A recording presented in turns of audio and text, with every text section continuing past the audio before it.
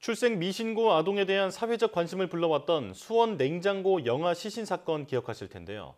살인 혐의로 구속 기소된 친모 측 변호인이 첫 재판에서 살인죄가 아닌 영아 살해죄를 적용해달라고 주장했습니다. 네, 아동 관련 시민단체는 출생 미신고 아동을 보호하기 위한 정부의 책임을 촉구했습니다.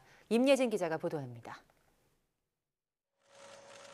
생활고를 이유로 지난 2018년과 이듬해 1년 간격으로 갓난아기 2명을 살해한 뒤 냉장고에 시신을 숨긴 친모 고모 씨의 첫 재판이 열렸습니다. 구속 기소된 고 씨는 고개를 푹 숙이고 몸을 잔뜩 움츠린 채 법정에 나왔습니다.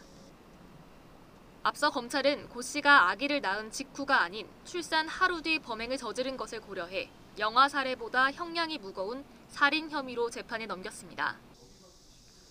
고 씨의 변호인은 공소 사실을 모두 인정한다면서도 당시 고 씨의 심리 상태에 따라 영아 살해죄를 적용해야 한다고 주장했습니다.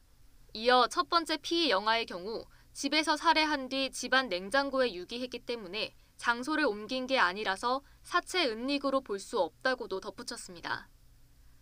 아내의 범행을 방조한 혐의로 경찰 조사를 받았다가 결국 불송치된 고 씨의 남편은 법정에 나오지 않았습니다. 다만 변호인은 범행 당시 고 씨와 함께 지낸 남편을 다음 재판 증인으로 신청했습니다. 또 시신이 들어있는 냉장고를 긴 시간 수없이 여닫은 것으로 미뤄 고 씨의 심리 상태가 정상적이었다고 보기 어렵다며 정신 감정도 요청했습니다. 고 씨의 2차 공판 기일은 다음 달 11일로 잡힌 가운데 출생 미신고 아동을 보호하기 위해 적극적인 역할을 해줄 것을 정부에 촉구하는 기자회견도 열렸습니다. 미흡한 출생 신고제 외에도 아동 보호 체계 내에서 아동의 죽음을 막을 수 있는 기회들이 얼마나 있는지, 사회적 안전망이 왜 작동하지 않았는지 조사하여야 한다. 아동의 죽음이 반복되지 않도록 출생 신고가 되지 않은 채 숨진 모든 아동을 대상으로 사망 원인을 심층 조사해야 한다고 강조했습니다. 아울러 임신과 출산, 양육에 어려움을 겪는 위기가정 지원과 아동 보호에 쓰이는 예산도 증액해야 한다고 요구했습니다.